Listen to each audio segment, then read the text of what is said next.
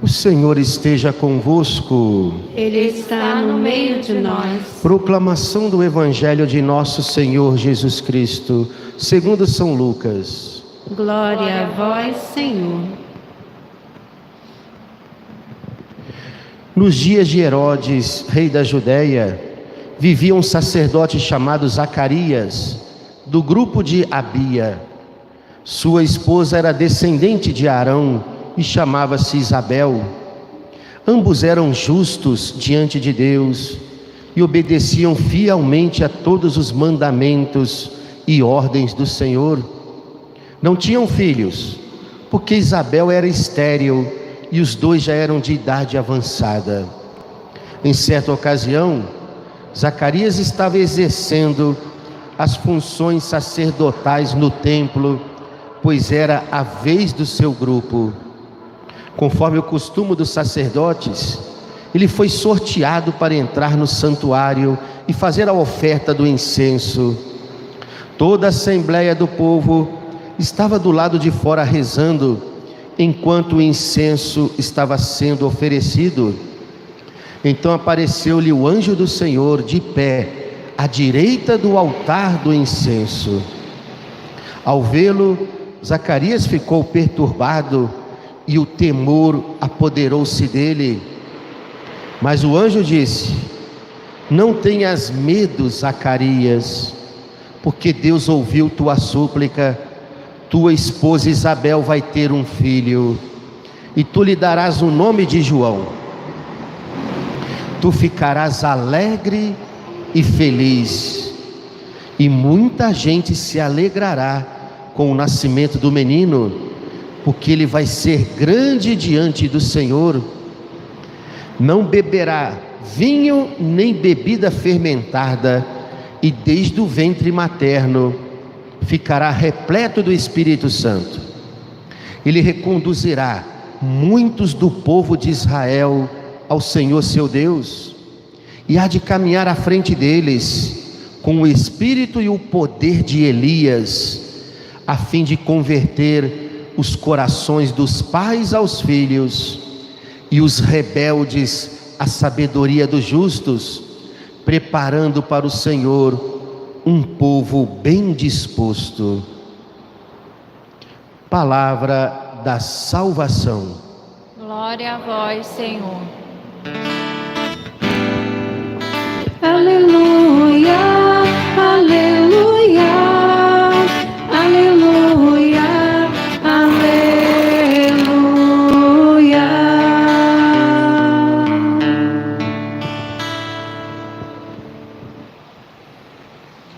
Caríssimos irmãos, estamos na véspera da solenidade do nascimento de São João Batista.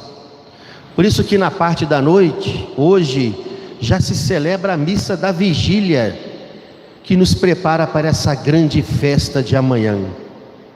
Se contarmos no calendário, estamos exatamente a 3 meses após a anunciação do anjo a Maria e a 6 meses antes do Natal, antes do nascimento do Salvador. Isso porque João Batista nasceu 6 meses antes do seu primo Jesus, como o próprio arcanjo São Gabriel disse para Maria em sua anunciação: eis que a sua prima Isabel, que era estéril, já está no 6º mês de gravidez, pois para Deus nada é impossível. Na Bíblia e em toda a história da igreja, só tem 3 personagens ao qual se celebra o nascimento e depois a morte: Jesus, Maria e João Batista. Todos os outros santos são celebrados no dia da sua morte apenas, a morte que marcou o nascimento deles para a vida eterna. Por que então celebrar o nascimento de São João Batista? Nem São José tem o seu nascimento celebrado. Porque, assim como em Maria, a missão do Batista está profundamente ligada à vinda de Jesus, do Messias. São João Batista nasce para cumprir uma missão toda especial dentro da história da salvação: ser o último profeta do Antigo Testamento, preparando o caminho para a chegada imediata de Jesus, abrindo o Novo Testamento. E não só isso, será João Batista que vai apontar Jesus para o seu povo. Depois que Jesus se deixa batizar por ele nas águas do Rio Jordão, né? João Batista vai dizer: eis o Cordeiro de Deus, eis aquele que veio tirar os pecados do mundo. O evangelho da missa dessa vigília é a anunciação do anjo Gabriel para o sacerdote Zacarias, esposo de Isabel. São Lucas já começa dizendo que Isabel era estéril e ambos já de idade avançada. Humanamente falando, era impossível aquele casal ter filhos.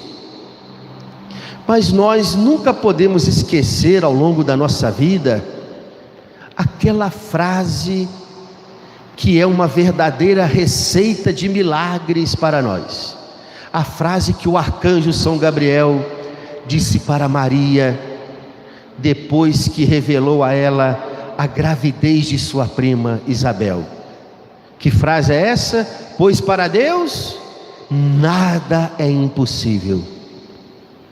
É claro, é uma profissão de fé que devemos aprender a cultivar ao longo da nossa vida, quando a gente se vê em situações que humanamente escapam de nossas forças, quando não enxergamos uma luz no fim do túnel, em meio aos momentos de escuridão que passamos neste mundo, devido às provações.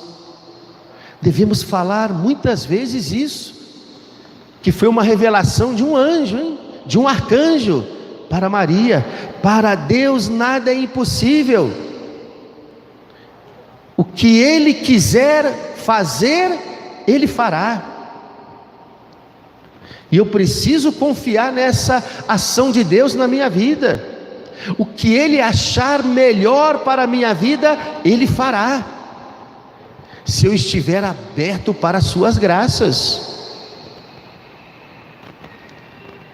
Deus envia o seu anjo para dar essa notícia maravilhosa a Zacarias, quando ele estava no templo realizando suas funções sacerdotais.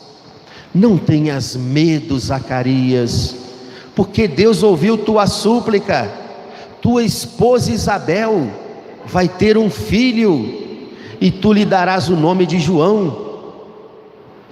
Até o nome dessa criança é diferente, foge completamente da tradição judaica e também dos antepassados de Zacarias. Isso porque o nome João significa Deus dá a graça, ou então agraciado. Aquela criança que nascerá de Isabel, com a participação de Zacarias, será uma grande graça para o povo de Israel. E o anjo também diz qual seria a missão dessa criança no futuro. Essa criança virá com o poder de Elias e fará se converter o coração dos pais aos filhos e os rebeldes aos santos e justos. Ele vai preparar um povo bem disposto para o Senhor.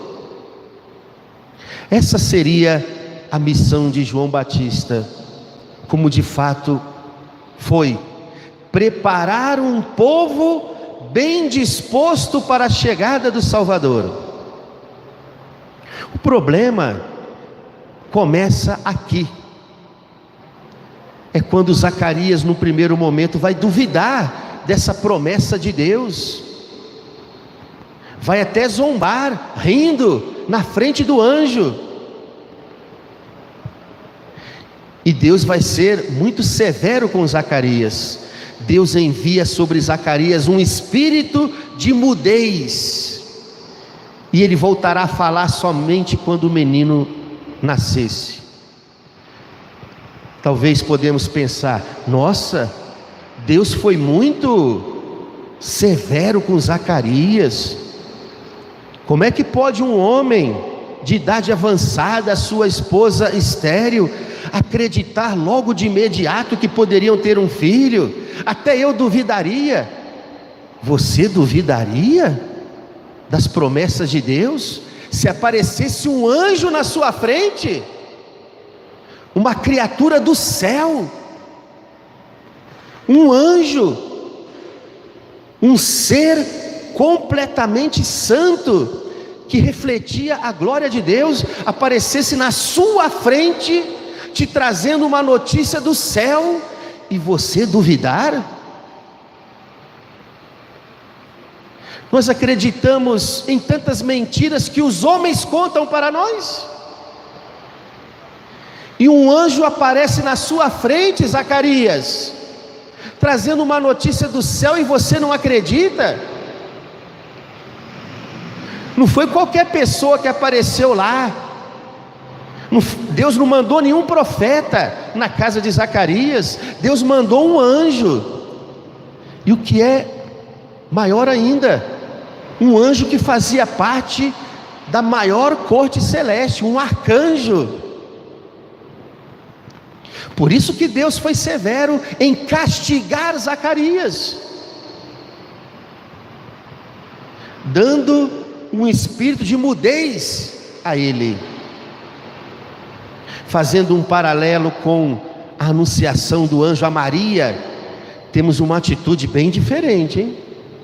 Quando o mesmo anjo, Gabriel, anuncia a Maria que ela conceberia o Filho de Deus por obra do Espírito Santo, ela no final não duvida, não zomba do anjo, como Zacarias fez, mas ela dá o seu sim incondicional para Deus, mesmo sem saber como se daria a realização daquela gravidez misteriosa. Eis aqui a serva do Senhor, faça-se em mim segundo a tua palavra. E olha que o que o anjo anunciou para Maria era algo muito mais impossível de acontecer do que o anjo havia anunciado para Zacarias, não era? Para Maria, o anjo anunciou algo completamente fora da ordem natural das coisas. Você vai conceber um filho sem a participação de homem algum, somente pela obra do Espírito Santo. E Maria mesmo assim foi capaz de crer, de se abandonar nos planos de Deus. Zacarias recebe do anjo a revelação que ele ia ter um filho com a sua esposa, e mesmo assim não foi capaz de crer.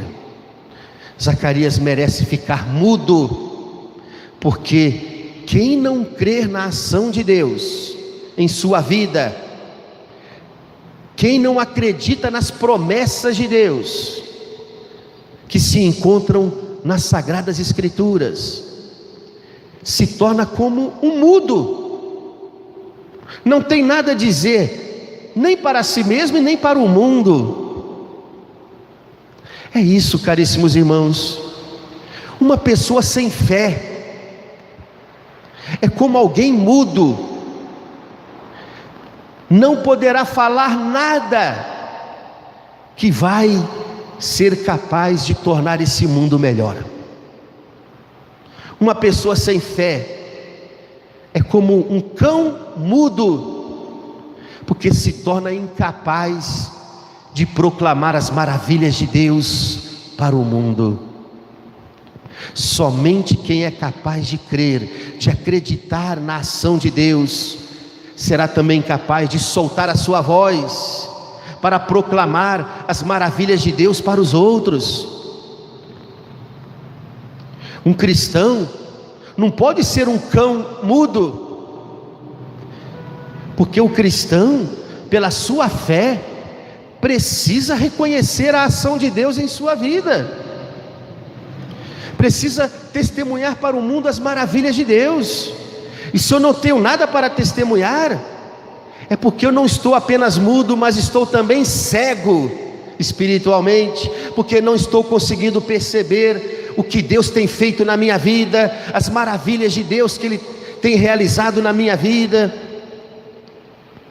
Um cristão precisa ter a sua voz sempre pronta para proclamar as maravilhas de Deus.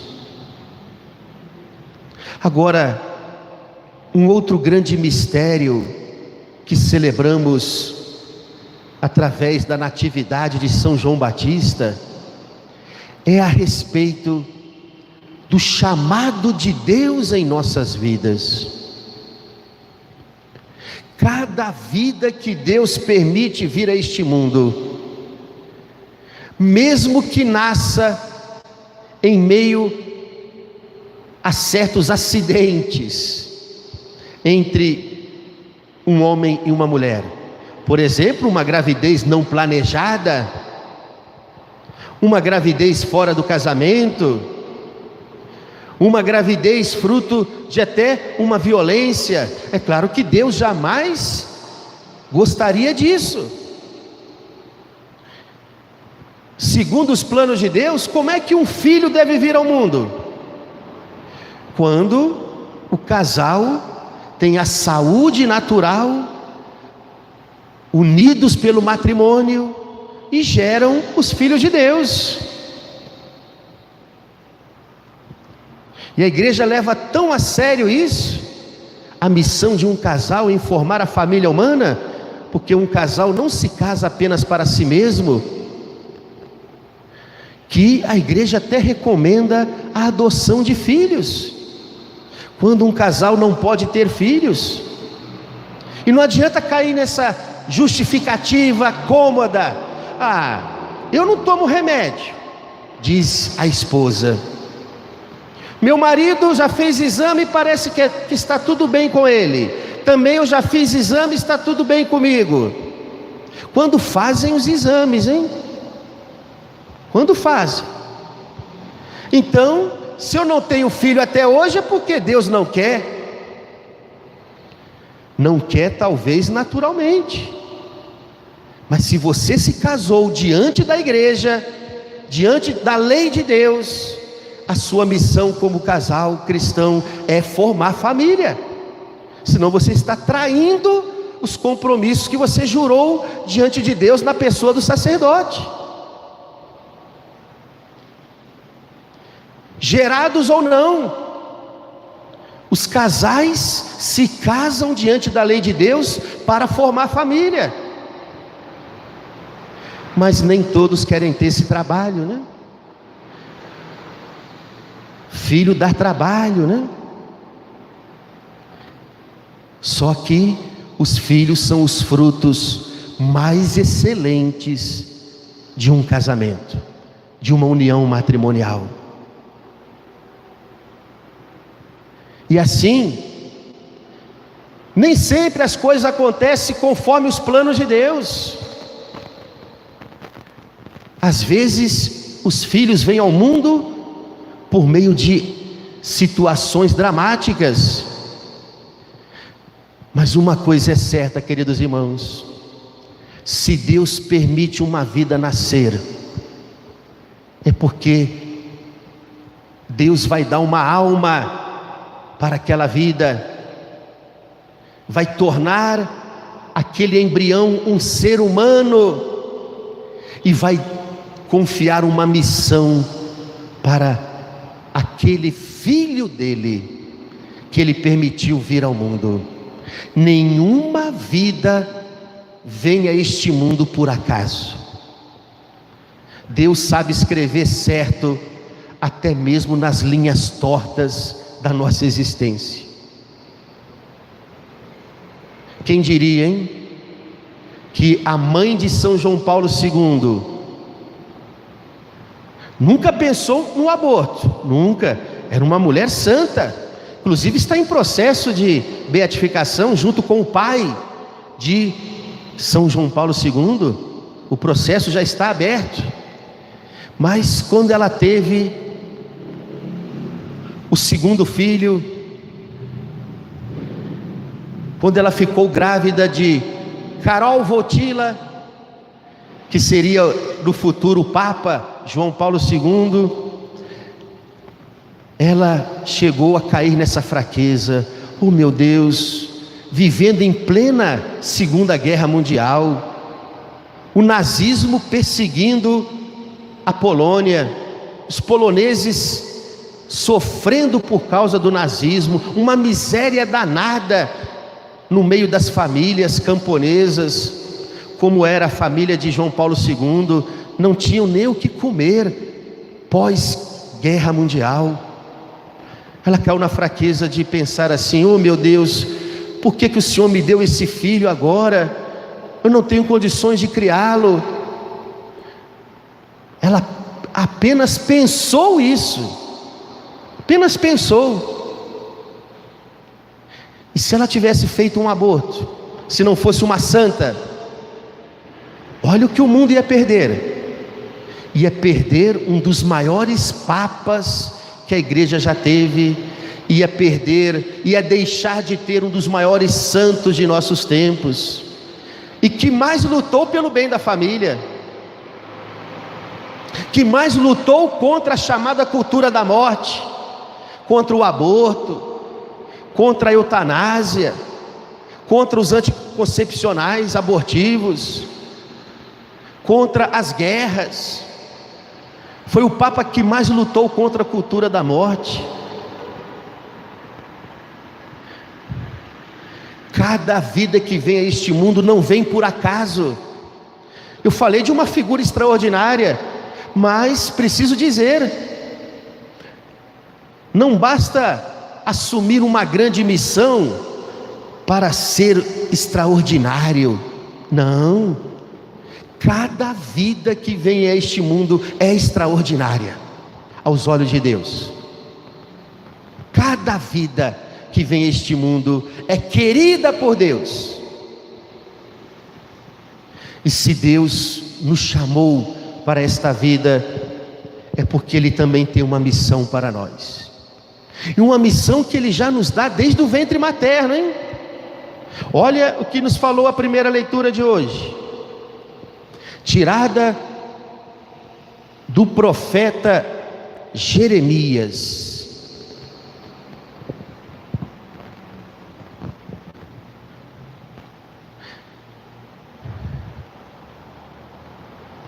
Antes de formar-te no ventre materno, eu te conheci. Antes de saíres do seio de tua mãe, eu te consagrei e te fiz profeta das nações. Já no ventre materno, antes de sermos formados, aquela pequena célula que nem se tornou embrião ainda, Deus já está olhando para aquele filho, já está amando aquele filho, e já está confiando uma missão para aquele filho que está sendo formado de forma oculta no seio materno. Por isso que a igreja nunca vai ser a favor do aborto, nunca. Por isso que o aborto sempre, em qualquer circunstância, será um pecado que clama aos céus. Porque cada vida que vem a este mundo recebe uma missão de Deus. E nós precisamos descobrir qual é essa missão. Seja a partir da família, seja como consagrados na vida religiosa, como sacerdote, como cristãos no meio do mundo, cada um recebeu uma missão dada por Deus. E a missão é só uma, tá? A maneira de cumpri-la pode ser diversa, mas a missão é só uma: anunciar o Cristo e o Evangelho da salvação para o mundo e trabalhar pela salvação dos irmãos. É essa a nossa missão. Diante dessa missa da vigília, hoje é só um aperitivo do que vamos celebrar amanhã, hein? Diante dessa missa da vigília, perguntemos a nós mesmos que um dia fomos apenas uma pequena célula no ventre materno e hoje estamos aqui, seres humanos cheios da graça de Deus. Perguntemos para nós mesmos, olhando para a figura grandiosa de João Batista: eu sei a cada dia agradecer a Deus pelo dom da minha vida? Ou eu mais reclamo do que louvo o Senhor? E ainda perguntemos: como é que eu estou vivendo o chamado de Deus em minha vida? Louvado seja o nosso Senhor Jesus Cristo.